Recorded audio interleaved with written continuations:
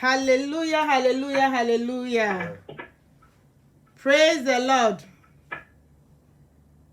Ojomtofo ne se ye behwe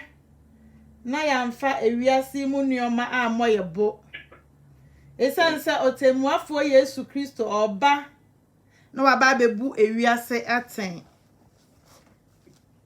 Enunti onyame emwa yen. Said oba no bebu aten na menu mienu ye benya akontapa ediebu ewe Yesu dinimu. Amen. Amen. Ena de mo fa nche yen ye bre ne ko bebre ye bre ne ko mo fa nche yen nyame ade hye mo fa nche ye bebre na said ye da ne dan nyina no ya yesre mo no odofo ba na wa share page no like page no na erade namoso na unua bi nso ayenhira erade namoso na unua bi nso ayenhira nyame nhira se o ye ne sa ye bre ne sanse koninti no ye bebo mpaye ma comfort me pacha what menka Me pacha ma me tonka pa yo na pacha what is say erade adom me ho ye pa ye da erade ase Obi biara wo afidie no so onyame nhira na onte na anim nhira. Papa na ya Marcos. Obi biara wo so biade e kan ne se onyame nte na anim nhira na onhira papa. Sa wa ba beboa ma ono onyame na dwuma ekoso onyame nhira mo. Ya papa nana ya onyame nso nhira pa. Yanso ya chia mo. Marcos yanso ya chia mo pa onyame nhira mo papa. Ye receive ni nyina wo Yesu Kristo dim te ye bom pa ya bra ye bre no kan se edi animu kan no onyame tumfo ya da wase ba bia wo de ya bedro ni ye fe na bro ya dwen ene ente ase so ene enwumre ye kase aseda ya wodia ayeyi ya wodia o ma ye kase se ye wawrade no aya o ma Israel kan papa woni ye di ni ye wa ye bebre dia mayen wa ye bebre dia mayen o ma ye ni so ye ni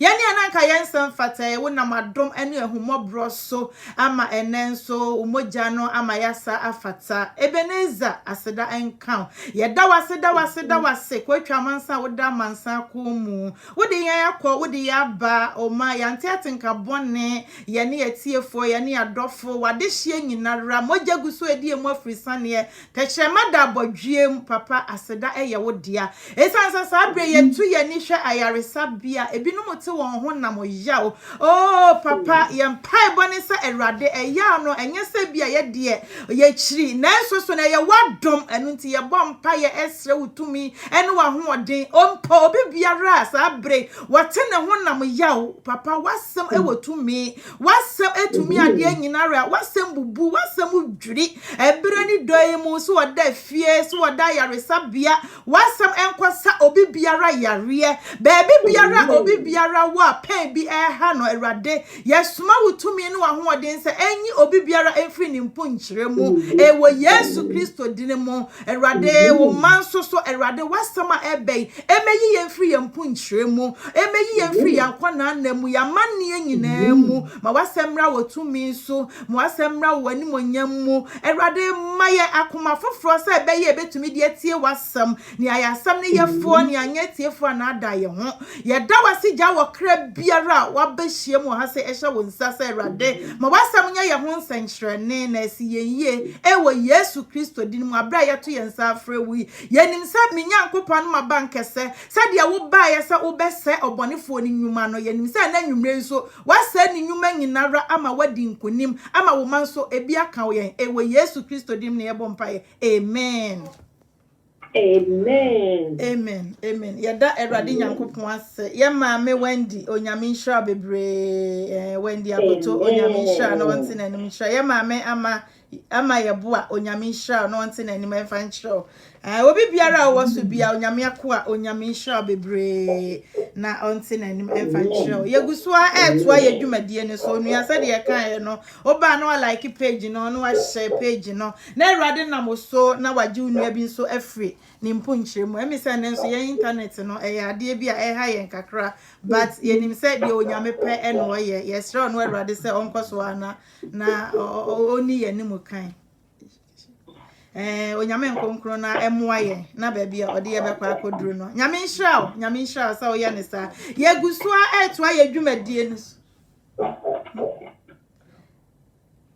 yegusua etoa yedwumadie ne so ma comfort me ba sha ye okay there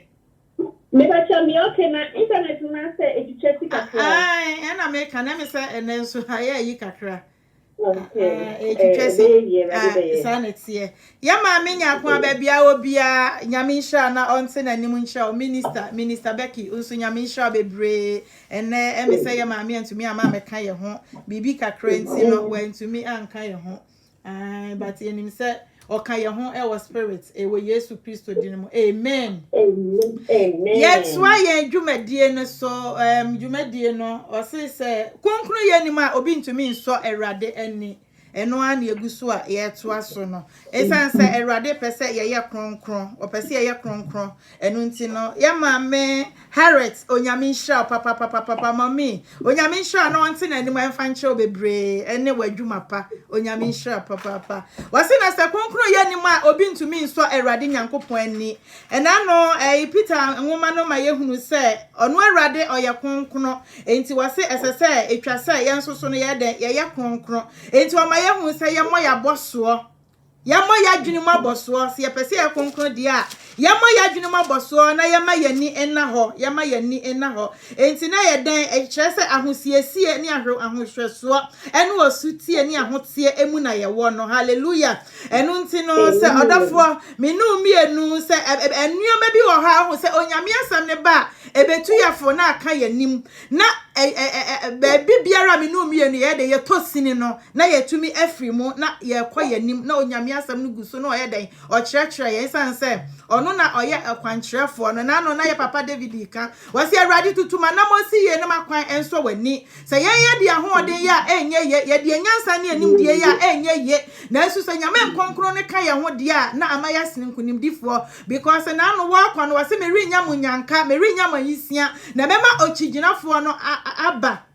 obema ochiginafo na ye den abeka ye ho onyame nasam ye ane onya nipa ene wadi atro oye you ni you enti wase mama mo you enya mo you na mo da bi nso enya mo ane nso nya mo ane eno nti odofo ye kwa onyankopon anim ma Gladys onyame nsha bebre na onte nanim nchro wase ye mo ya dwene mo aboso odofo ba bia ye dri die hwe onyame asam ewo bra eba because abre we say ne se ya mo ya dwene mo aboso a obi di ni so be ye dan ebe say wo high life hallelujah say ya mo ya dwene mo aboso a say ye boni ye boni po a obi ntumi nsane because abre na onyame ma ba bia ye dru no o ko ne ye twon wo si na ye dwiri ye bre bia emu oden enti won wo so ena edi a kire no enti nyame asam me ehunu say ye ma ye ni ena ho yama yani na ho obonefo ne de nam kwan bebre so because na kwan na doso na so se yama yani da ho no ma ba biara ode befa bia no onyame bedom aboa yen because okun na ye nam no enya ye ko bible se nya ne wonam ne moja ena enya na yani empanidie tumidie ene wiemu etumfo ona yani enhu o ma hohombone o mo wasoro na o mo yoden o mo wa wiem ene enu o manya odofo edunti no esese ya ma yani ankasa eda ho ye ye wani da ho bre se wa ma wani ana ho no ma ene ma bi befo wase enti nyame ne esre ne se won kwaso ara na won strengthen ye no ma yani da ho se be ya baby biara ode befa ne ye behunu because bible ne se wo kokra ono awrade no anya dai onku bi ma enunti na esese ye hwe ye nyankopon no amen. Amen. Me pacho ene de erade adom ya papa ene beboa yen wo ha sei papa ene wo de ye beko ya kan ka sa odi ka ya fa na free Psalm 119 verse 9 to 10 enyom oha ani don kronti chemu kron kwapum edu no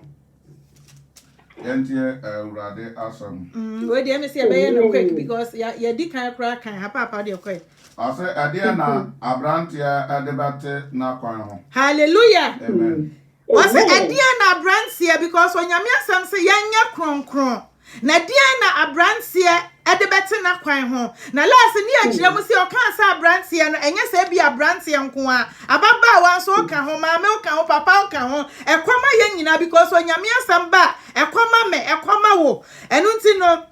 wase dia be na abrantia adebate na kwan ho hallelujah enu nti dia na ababa wa wo so adebate wa kwan ho onyame asam a eba no onyame asam say yanya konkron nti dia be ade ana ya debate ya kwan ho me pa cho fa ye kwa die na erade ka kire ye anesa wa hwa na ho so sade wo ensamsie anesa wo be hwa wo ho sade erade nyankopon ensamsie edie na erade ensam ka erade ensam se emokro no emo adwaman enwiade eni adansi krumu eni mabia ensam fata ene ya dani yoyo da bia ya na metai kasa asemwe ya dani yoyo eni ya twen yo eni ye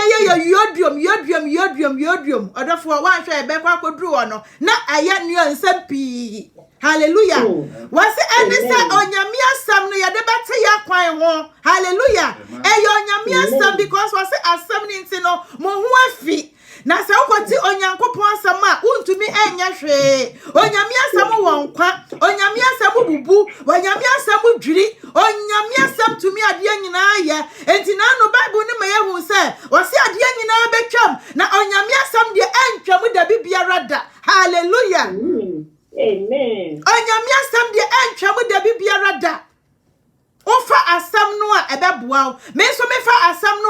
bua me hallelujah ena ye ja ensam na to ha ena ye de ahia de ahia no ahia nyame ma say na mom de ahia ena me no mie no ye de ye di akire hallelujah wasi ade sa wo be hwesa de asam ni sitie na ye eno ti James kan say monya asam ni yefo na monya etiefo na adam ho ananse etiefo arefifo hallelujah ena onyame asam ba na eraya suwe ma na afa ha na pie esanse honhom no ene honam no edi aperiaperie sade garage se ngoma no eka no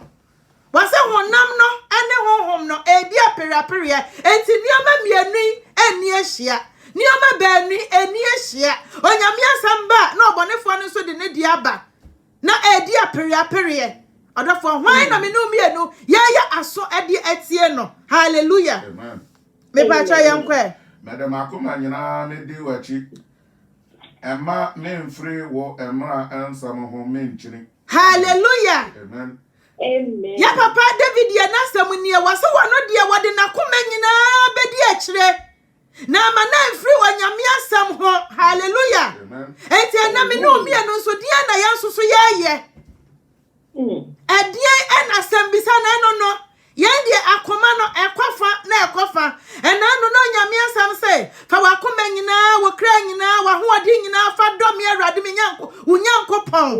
na fa do wo yanko sa wo ho ena wo no me so me no jesa na niam ekwaso wo wiase no eye tan ena eye tan jesa wo nua bi ho asam ama na ye se crazy na nam ni ade kwa ta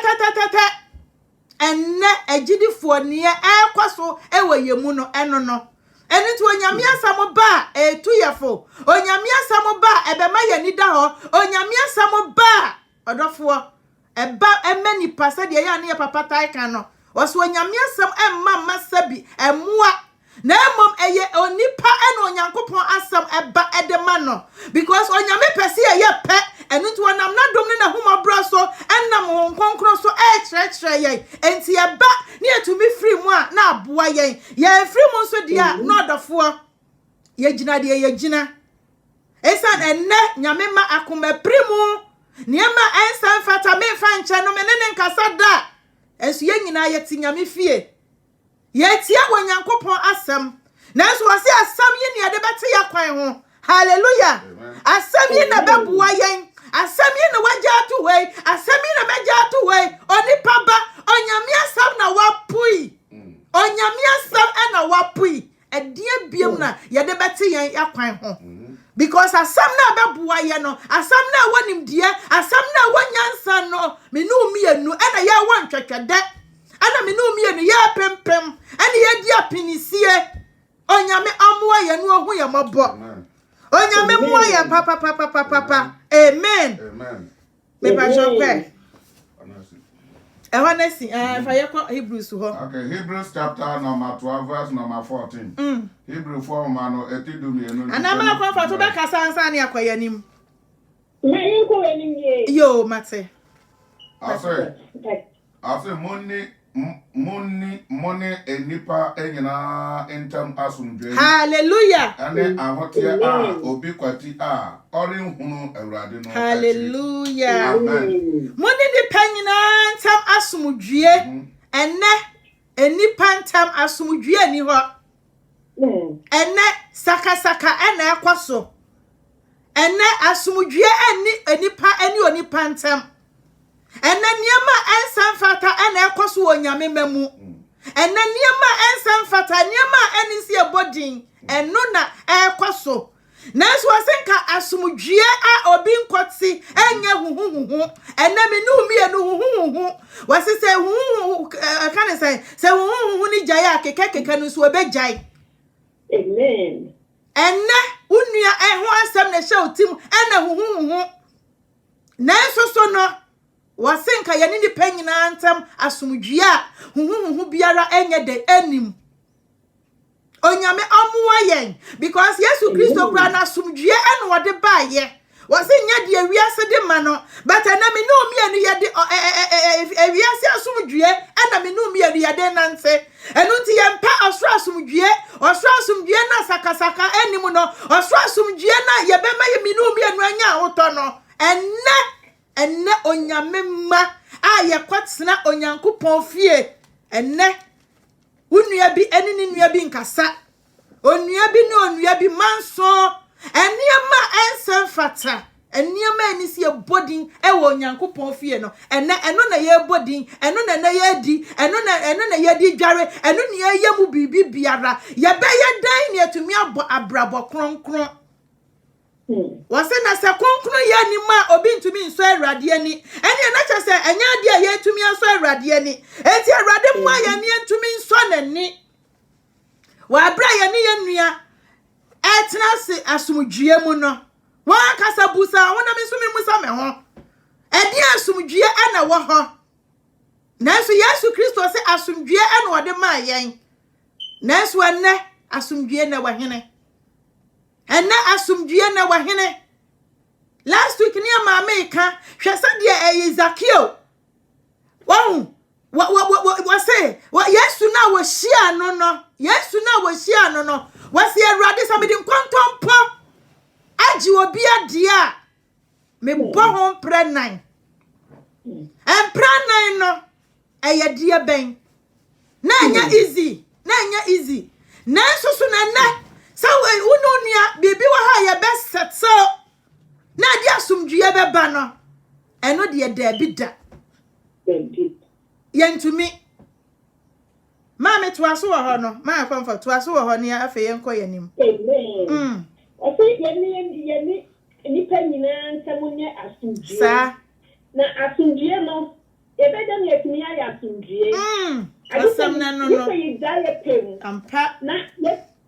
fa Awurade asem no esi se tawati kunkun ni mu a utumi so ajanani na unia ne woni unia nsem enye pe o so sare anu ko tena sorry enye ye bia o hwese unia en talanta wadia ni wonsem en se dan ko ye unia bone en se en ko na asem ntu unia so asem ya ntu unia so amen abibia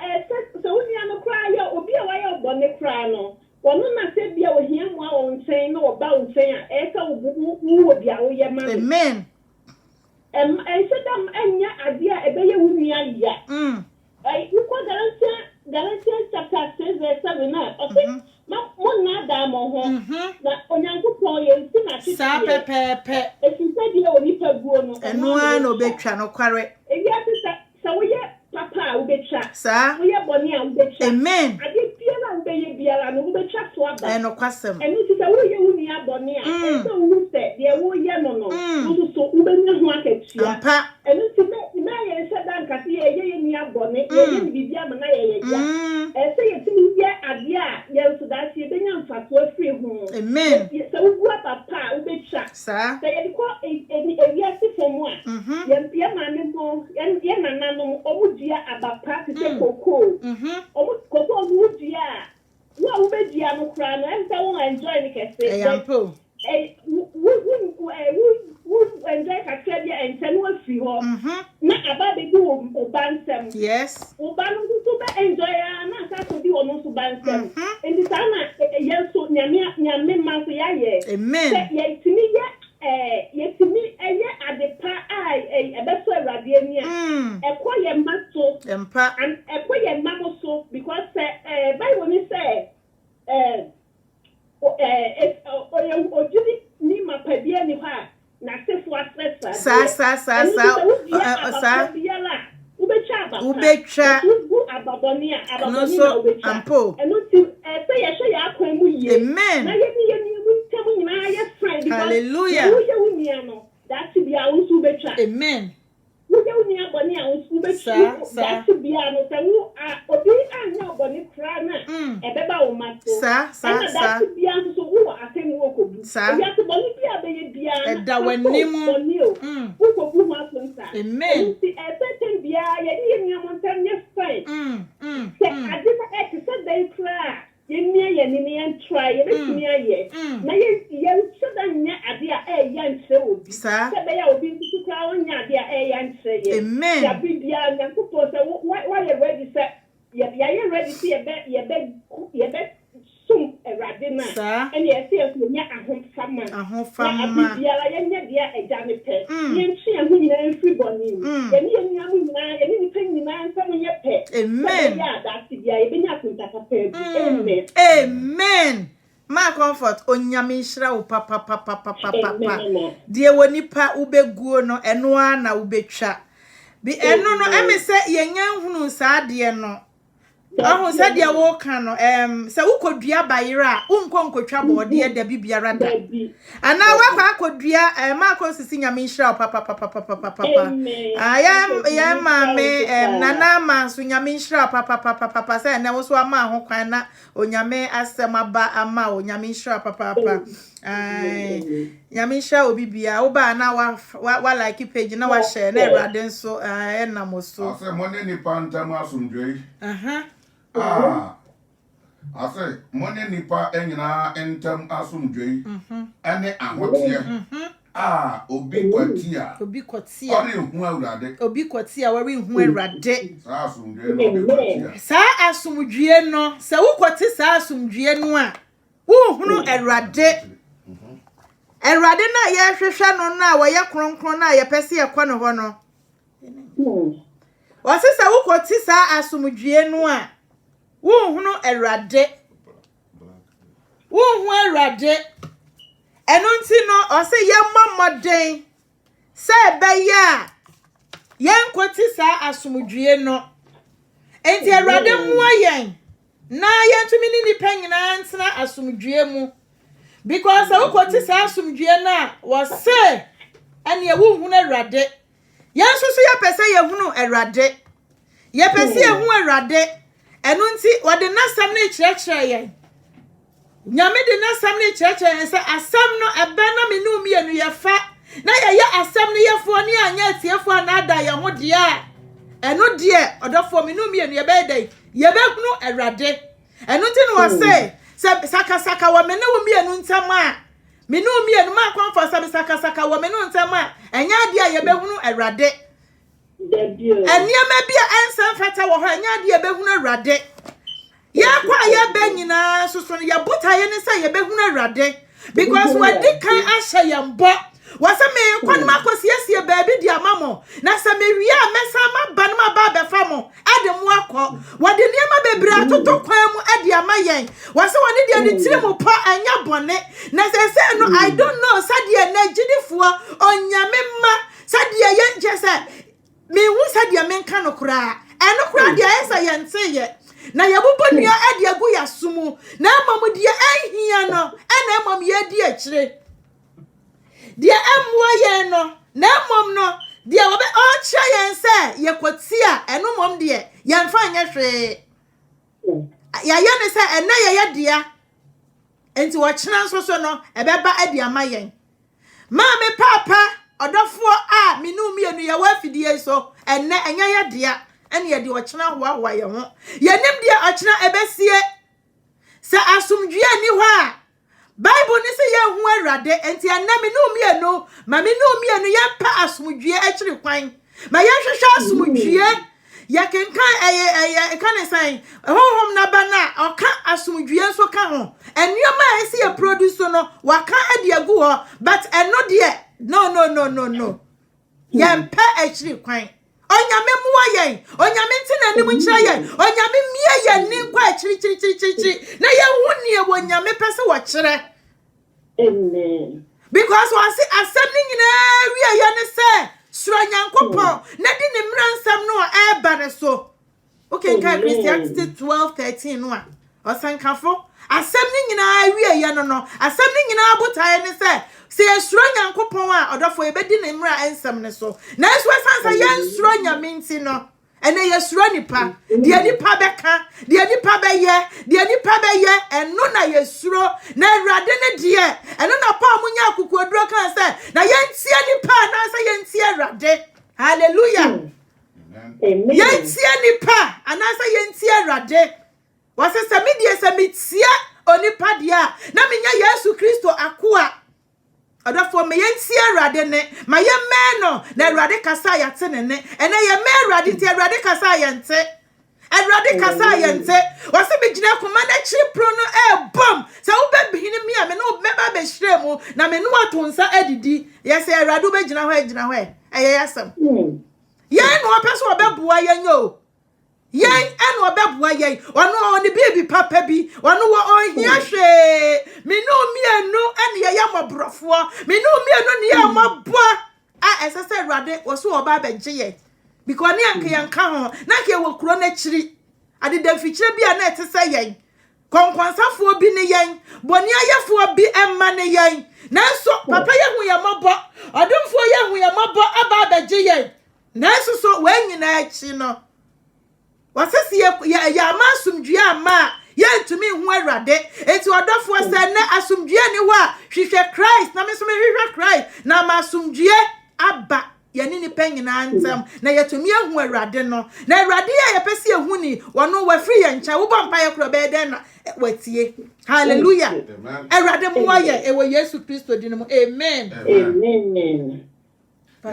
yeah ko Dana's book our Leviticus chapter 20 verse number 26 Moses huma paso mi ansa enjichemu eti adiono enjichemu adiono ensia no ase na monya kronkron amen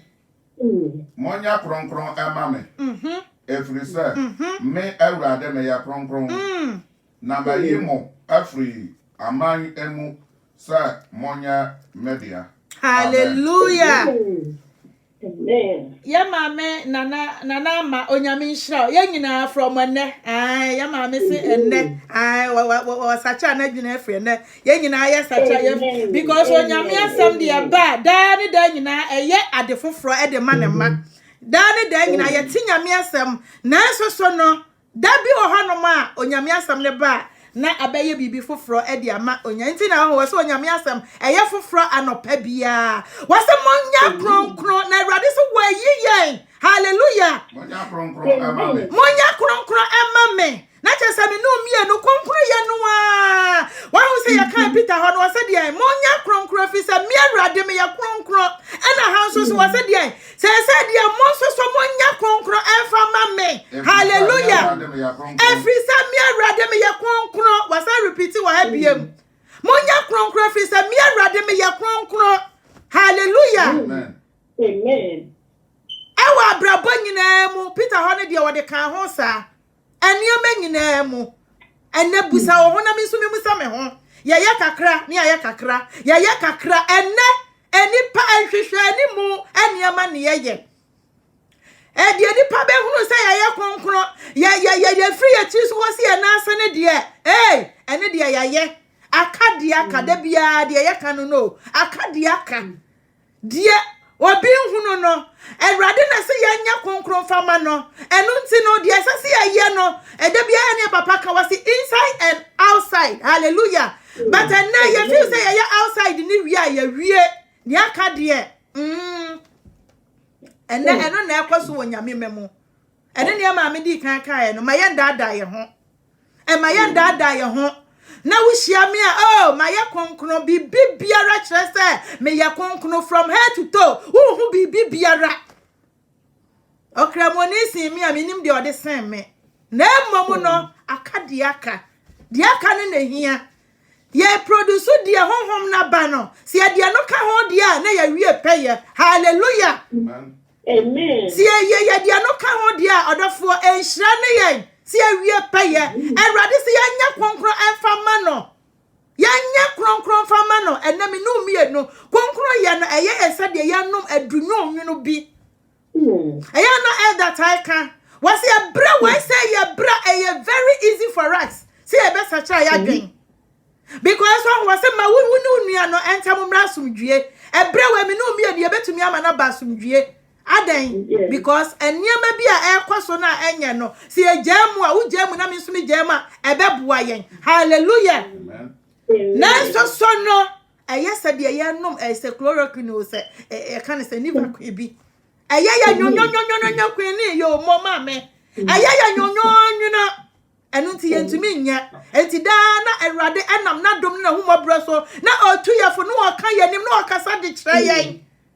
Wase yenya asomre yemo yadwene maboso na yenya asomre na yefantie wonyankopon asem enye enipa asem ene yetie nipa esi nyankopon enu nti na da ne da nyina ye ma ye homre so kakra ne ye kwa ne ye teba fom ye ma ye homre so kakra ne ye kwa ne ye teba fom onyame mua ye because enye ne honam ne moja enioma atwe ne doso na so Awurade wo ho so obeboa ye de ne se be de ye be ma ye ho kwan hallelujah. Amen. Ya dia ni se be ma ye ho kwan ne ma ye ho kwan a onyame nkonkron na ode ye be ye ewo Yesu dine mu amen. Every time me Awurade me ye kronkron na mayimo afri amemo samonya media hallelujah. Awurade yi afri na ke wo wiase mu ena wayi ye Awurade yi ye ni aka ho na so wayi afri amamemu. Say yanya dia hallelujah. Amen. Adafo Awurade yi yen say yanya dia eye no kwasam ye ne dia na se bone na tete ye ne ntem adafo sa bra ye bekwa akoto bone mu no na afei Awurade atwe ne ho yentumi nya Awurade dia biem waso no no wayi yen say yanya ne dia Awurade muwa yen ne yanya ne dia forever na nya se yakobata ne ho ne yesa akoyachi onyame muwa yen eye nioma bia edi yenya nyame ma edi yenya papa enu ntimi yentumi focus so enu entumi mi enkoya nim da bibia rada Awurade se ono na wayi yen ono na wayi yen enye ye ne yi no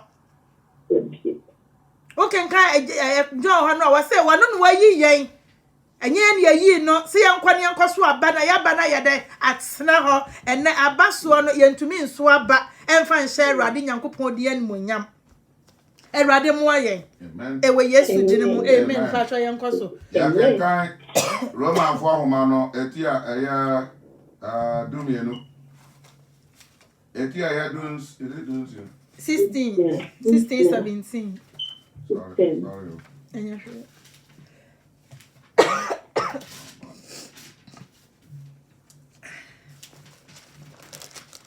16 17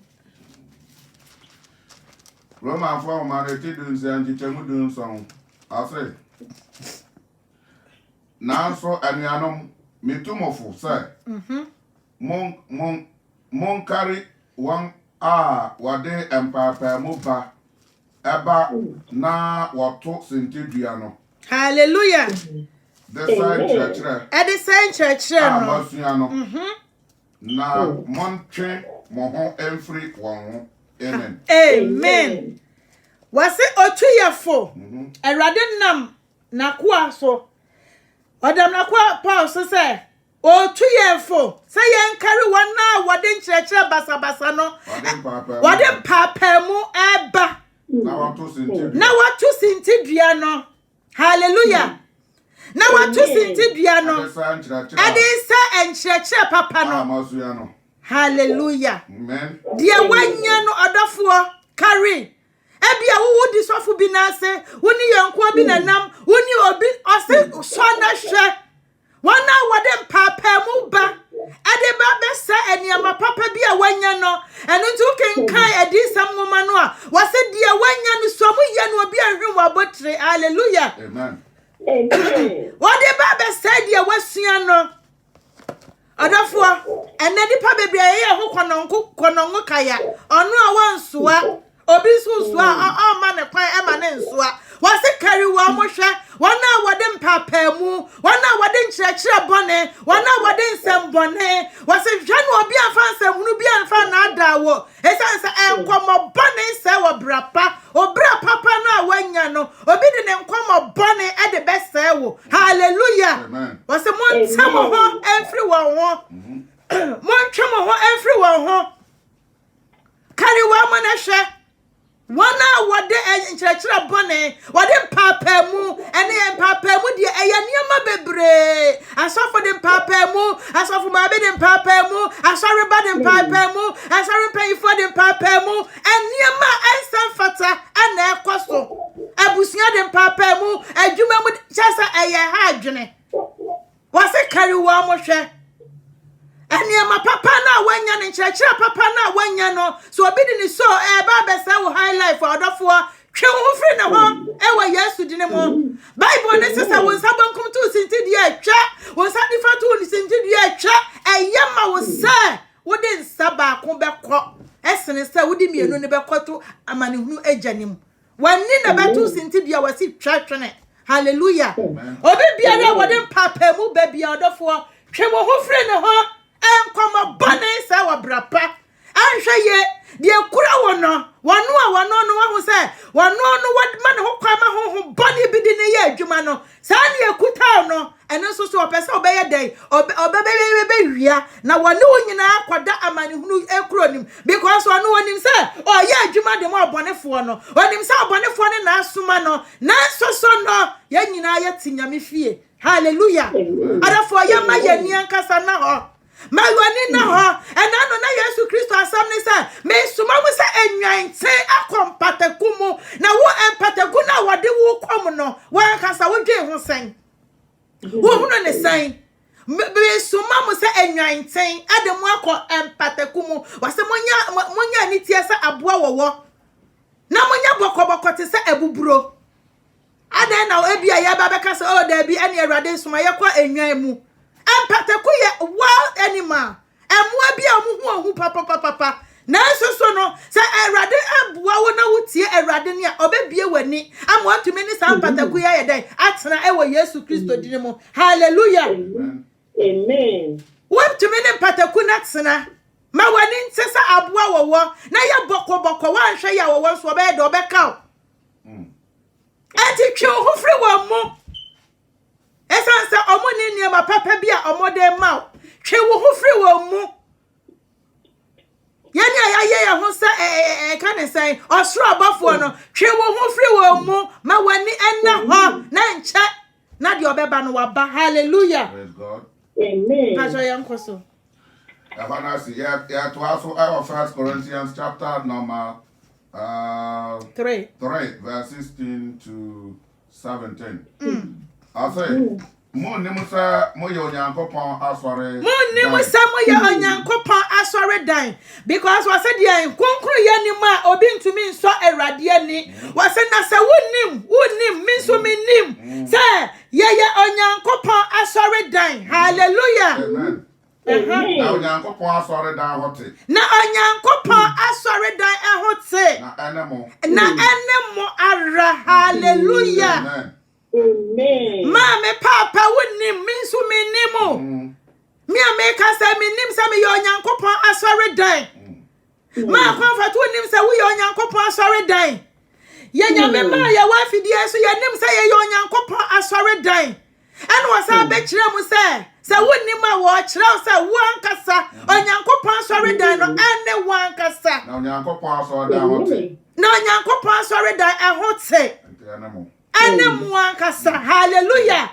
na onyankopon asore dan hote ana me no mi aduhwade ye de asore dan no eye ana me hwade me no mi anu aniema ansam fata ana ye di gu asore dan no fin aniema ansam fata aniema eni say your body ana me no mi anu ye di gu asore dan no fin onyame ohun ye mobo amen Onyame ohu ya mabo ene wonyankopon asore dan ya kofa ne ma ensam fata ene me so awegi ame wegi se tie nie hallelujah ene sesa me de ne ma ye manimu a chesa na chesa ma kata wonyankopon de ne so eya ne papa kan wo se wo bi asiesie ne fie na wo kwa wo se me mpesa ade no na wo ye de wo so akwa ye de wo pe odofo it's not gonna work onyankopon asore dan ehote because why ye ni complete was what we ye no ohun sa de why ye nyina na ye de eye na fa die bie ne nkeka wa so be say onyankopon asore dan no so obi say onyankopon asore dan no a onyankopon so be say no be say onyankopon asore dan efri say onyankopon asore dan ehote na ene mwara hallelujah amen onyankopon asore dan ma comfort what is obi say no a say na wonyankopon so be say no ena ye de adwamamma ye de konkonsa ye de abufuo ye de amfanche enioma enye ena ye de say wonyankopon asore dan anioma eni se ye wase ni si your body wo nyame memu enne sa ehwa na yedi sa anioma no ma confirm me pa chodi na wo de to aso onyankopon sorry dan. Hallelujah. Praise the Lord. Mama, First Corinthians chapter 3, verse 16 and 17. I'm a man who said, I be there, I have a papa say, Yana Odika say, Yamesumni Wakume. And so chapter 16 and 17 actually, I'm a Matia, yes, sir. And only Wakumum, any Winnipediampa. If he said, or say, when you say, Onyanko to Amen. And what I say, Yanko, I saw that also any pedria. Let us say, who can say, Yamusumani won't Wakume, I said, we need a young in Canada, and Yano Crest. Sir, it is I have not say, I'm a man, and then my teacher said, very good. Yamusumo, and yet inside and outside. Hallelujah. What say, Yamusumo, no, at the moon. Now, I saw that I also make any young and then she was to me and Matt and you're clean. What sorry, Diane, if I said, why wouldn't you pay piano when you're the rough of said you're okay? And she said, that what you cry, what I sorry, Diana said, I sorry, Diana, a moon, one more woman. I sorry, Diana, what say, I said, almost woman, and yet, dear Radipa, may not sure say a radicate nearby. Another one come back my sorry that sir. No, I don't want pine cry young couple won't see. Amen. And this is what we would say. That's a woman no son see. The next sure say one come back near one woman. No, pastor. And that's a woman clean. Now who to see a clean because I had stress. What's it? Young couple who needs to move. Young couple sorry that I know to any more. Amen. And to say, yeah, you ready to see a better when young couple do man. And you're not after you would say, I am also so say. And if I say, yeah, my moon wants to not say, yeah, who know, yes, anything you must be alive, as I didn't pay, yeah. Amen. Yeah, who said you pay yellow. Amen. I'll be there, you wouldn't air clean, I have one to clean. Amen. And some of the so a radiant. Amen. I have no man and clear, inside and outside. Hallelujah. Amen.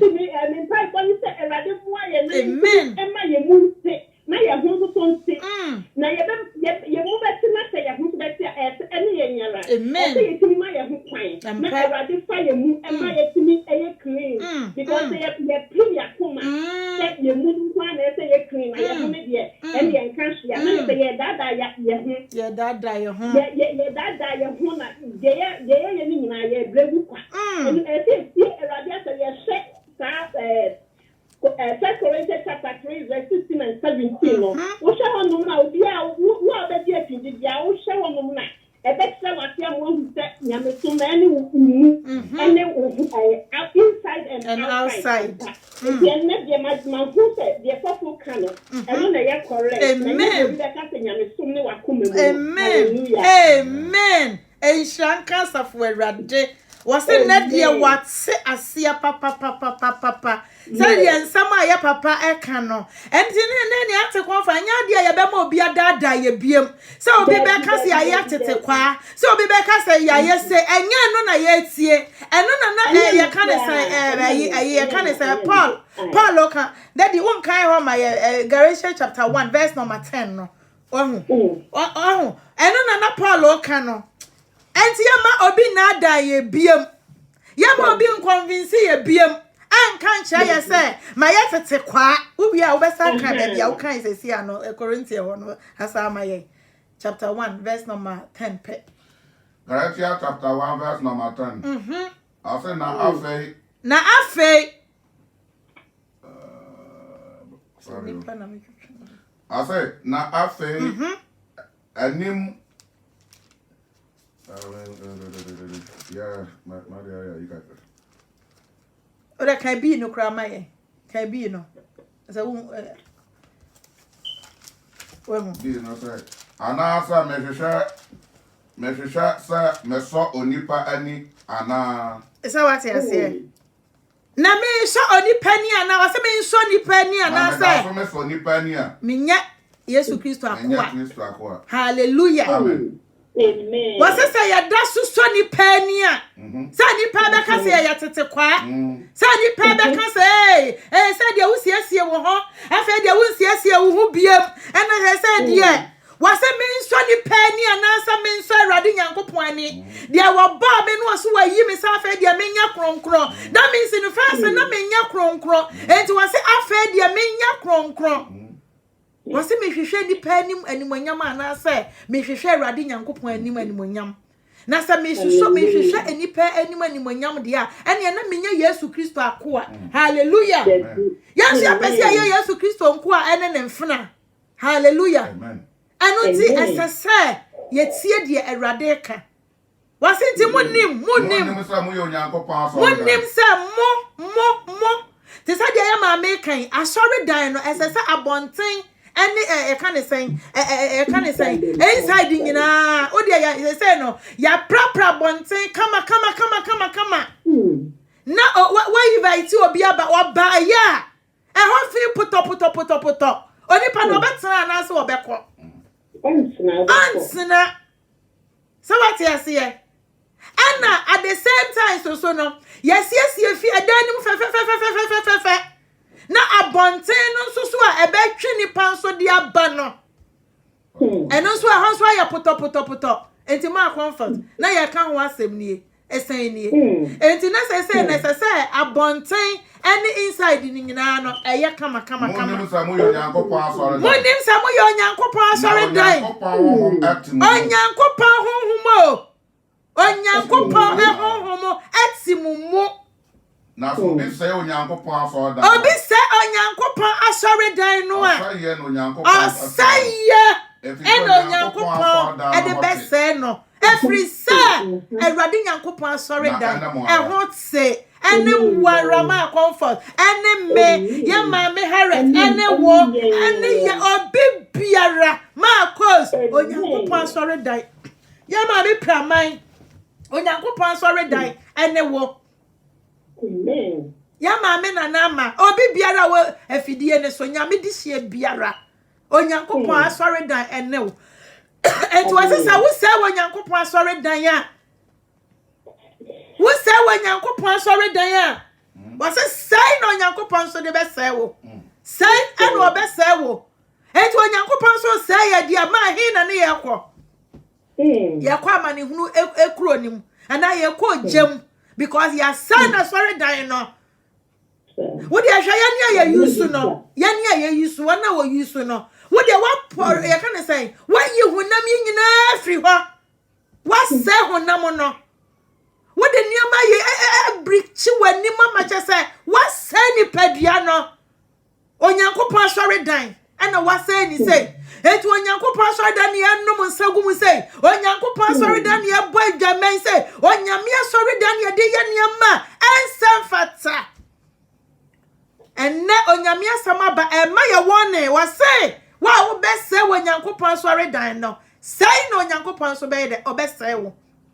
tena de Onyame ama ye ni eba ye ho so de wo de oni padua ni ye biara ye bebu hu akonta de di padua de ye biara odofo wase say ena Onyankopon so be de obesay wo hallelujah amen de Onyame muwa ye no amesay ye ama ye anko ama ne hu kuro ni mo Onyame nnum ye ma ye sa ho oden aka sa utie ni apoka no na sa ya ho hyehyɛ ne ya ho fadi ni nyina no anu no ka no so nipa ne ya pasa ya so na ni na sa ya bofo no sa enipa ne ya so na ni ana me da so me so nipa ni ana me da so me so nipa ni me da so me so nipa ni dia na me nyo nyanko me nya nyame dia sa me da so me so nipa ni dia na me nya Yesu Kristo akoa na me nya nyame dia enti dia nipa beka no enipa emfa wo nkọ ba bia onipa ni nkwa no amobi eno ti na Bible ne se fa wo to Awurade Nyankopon so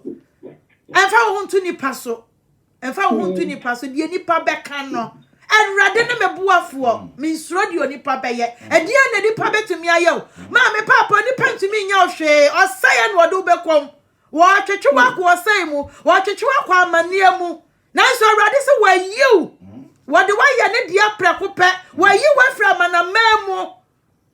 na so sana so brachi enti na Awurade yi no because one was say hwe said ye Onyankopɔn do wiase nie wa no bia ntan bi na na me no mie no akoma primo enti entumi mie ma Awurade na ase hallelujah Awurade mo aye no nti na ni mo nkyere ye be patwa ye nkɔ na ye Amos chapter 5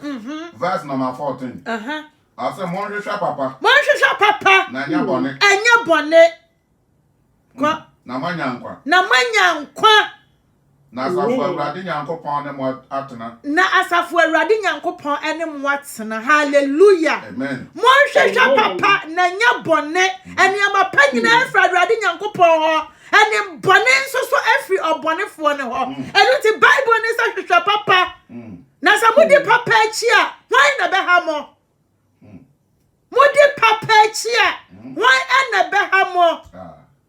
obi biara ntumi nya ohwe because Awurade gina wachi se odomberema ana wa kuma hallelujah amen it is was mudi papa achi a mo hwehwa papa na nya bone hallelujah amen me patwa yenko ebre ni nti na ye twitwa so no so the first scriptures aye yi so ni nyina obetumi unya time na wa go through ebre ni nti ye be bon fire I say montane bone na mo no papa hallelujah na mo mama tempo entim crop na no montane bone ade biara ya de bone bia o se tan no na do papa na watempo kwan etsim ekwan na Awurade dia to wanim no wase meni okwan no kware ane no kware no sadia Yesu Kristo on shaki da bibiara da no so watempo no etsim adofo obi biara no obetumi ayi wa free so da bibiara da ewo kropra no watempo kwan no ekwan na wo fa so akwa Awurade nchen no ekwan na wode ato wanim no esan sa wa manasam na sam na ya wo na se kanea ane wo kwan so han enu nti watempo kwan no ebetsim ewo Yesu Kristo dinemo amen ase na ebia Awurade asafu Nyankopɔn ebehunu Joseph enka ye yimobo amen sadia waka Joseph no abia woma watempo kwan no etima Awurade so behu mobo sadia waka Joseph no ene edru wo so ene ogie branie ene fa hodie branie ene kwa ho sai branie Awurade so behu mobo wo Yesu Kristo dinemo amen ma watempo kwan entim sadia David kanche Awurade wase Awurade tutuma na mo se ye na makwan enso wani se Awurade tutu na ye ne ma ya na mo se ya kwan be so nani ama ya tempo kwan na kwan na ye nam so no ebetim ewo Jesus Christ dinemo amen Proverbs chapter 9 verse number 10 I say ampara nyansa mfiti ase ne Awurade suro amen na kronkron ni no ho ne mudia ane ihunumu amen ase nyansa mfiti ase ne Nyankopɔn suro hallelujah adafo se ye suro nyame a se wo se nyansa wo pese wo nyansa suro Awurade Nyankopɔn se me no mie ne ye suro Awurade a ye be ye dan ane ehunu nyansa se ye enye se o ye kaka bi o na mom no ye suro ne se ye di nasam ne so ye asam ne ye fo ye ne anya tiefo na ada ye ho no eno de eye nyansa mfiti ase because Bible ne say wo free mo frase hunu twira konkron no a ebe buaw ewo Kristo soma kwantu enimu hallelujah nyansa mfiti ase ene Nyankopɔn suro enu nti no se ye pese ye hunu nyansa sadia James kan ye no wase aka obi ne nyansa o musa asafo Awurade a wode makwa no Awurade onton wode makwa ewo Yesu Kristo dinum amen Hebrew 4 humano etiedu ejitema duasa ensia ene ne nso no ase na boaseto ho hia ma me dia ye kwa ye benyina ese me no mie ne nya abotare ya rush too much ya pray too much ya pray apria enti emaye ntumi nya enkunimdie no waseboase to ho hia Kristo som na ya fade ato ya ho so no Kristo na ya bedi na chi no because ono kro edai wa bra ne ho asekosi ni wuda hallelujah amen Boa na boa se to ho hia aniamo na sa mo wie de onyankopon pe no a monsa aka boshe no na sa mo wie de onyankopon pe no a monsa beka boshe no hallelujah praise the Lord esa boa se to a ye benya ni nti no ebema enkunimdi na ye dia wose de obegina makodru awie ye no ono no obenya nkunimdie no na ma boshe na awrade dia ato ho ama ne ma no odofo mi nu mienu ye nsa aka ewe Yesu Kristo dinum amen ase na akaka bi na de obeba na akaka bi enche kra akaka bi o etwa so akaka bi enche na de obeba no na waba o se are enche kra enti ma me de wu ye bia papa de mi ye bia de ye mi ye bia ra wo se akaka bi na de obeba no waba no ba beto ye nse mo enko ene frapa no kwafo se ye di kakra mu no kware enche kra na odofo se ye ntumi animu no kware dia ene na kyerese yam presa ye be presa mane ma na emomo no se atumi ye enkoa ne mfrapa no kwafo dia ene wo se akaka bi se me no mi ane atwe no kwa akire kra enye ye wo se akaka bi we ye onyankopon no masem onyame asem a wode watro e wo Hebrews wo no wo se akaka bi na de obeba no aba hallelujah asopa wo encha asem tie onyame asem na aba me no mi enu ho papa mpacho isa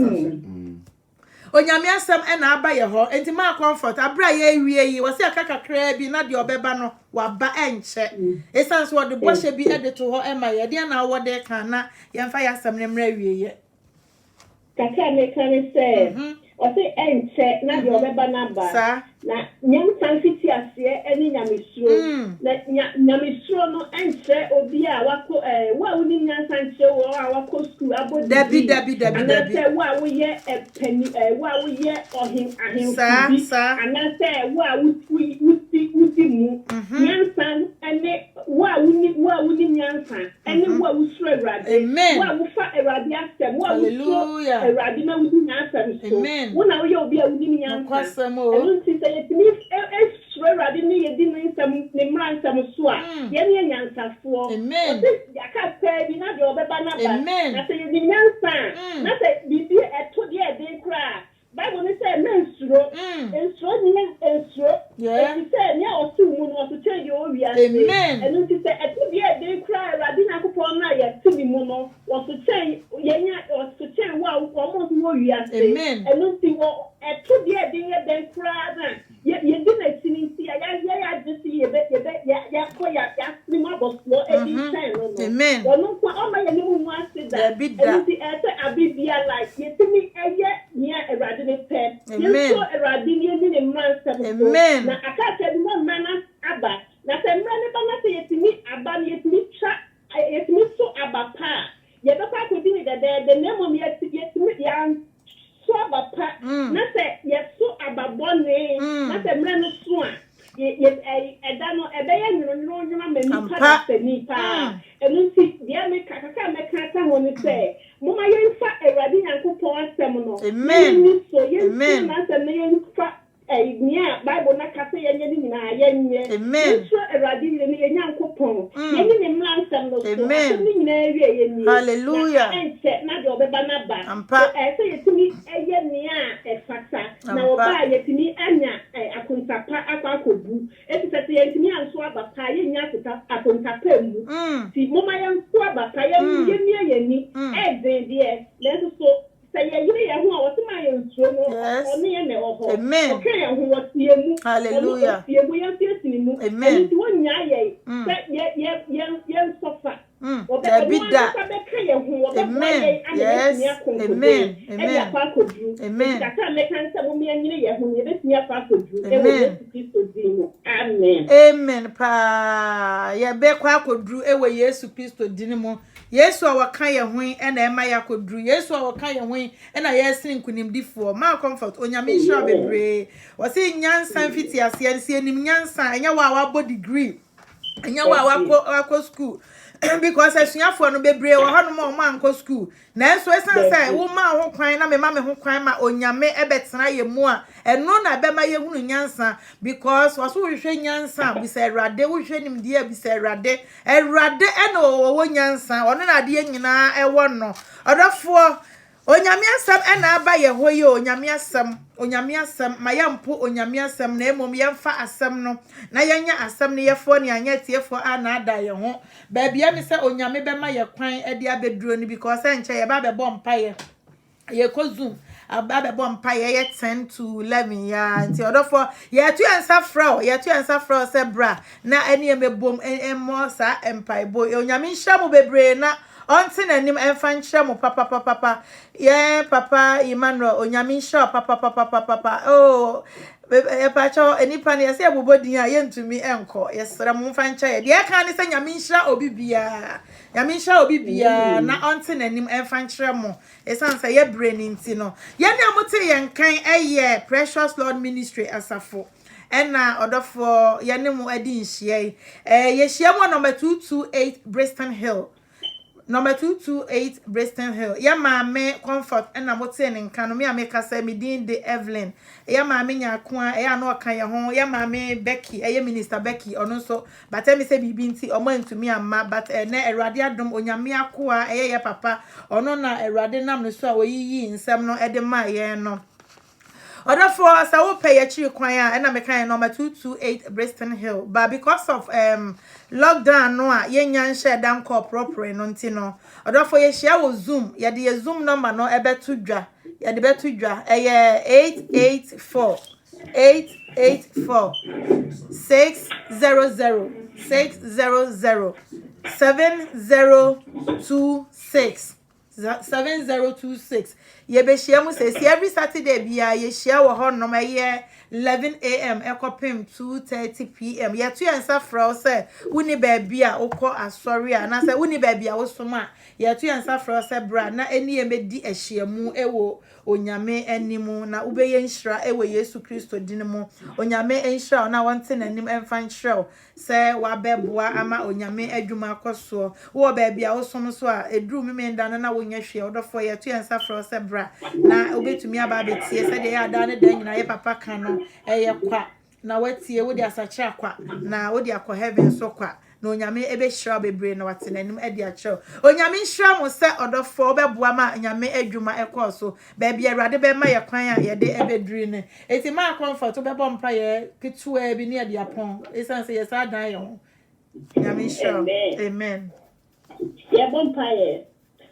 so ni na wata for Awurade amen adonina tutufo obatampa o ma ye sada wasi da wasio Awurade ye yo kesie pa so ma dwumadi nyina niaba ayi amen ye da wasi thank you Jesus da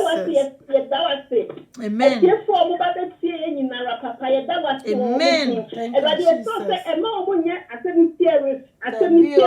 fo na mo ma mo nsa asem no omuntiminya abakansi aseme baye ma omu fa aseme intimi etu anamo baba tibia atinya ye omu yie Awurade obi biara oti aseme dia papa ma aseme nya ne ho adwuma aseme nsa uma yare na aseme nji uma thank you Jesus ewo Yesu dinimo e ma ne odi aseme baye Awurade bibi biara wahwe biara papa ye so se sheda na mu Yesu amen ye da wasi onyame okukudi amen my Comfort onyame shop ebre na onti nanim emfa nkyerɛ papa why anyway dwuma pa minister yekoso achia mo bie ma me nyako a bia wo bia de ka ne se nyame shop pa enim se da se ne se Yesu ya adom na o ma ya ye ne obedi ahia mu nyame shop obi bia se mbeboa ma onyame adwuma koso nyame shop mo Yesu dinimu tino ne mo ma ba my Comfort ye be hia bye bye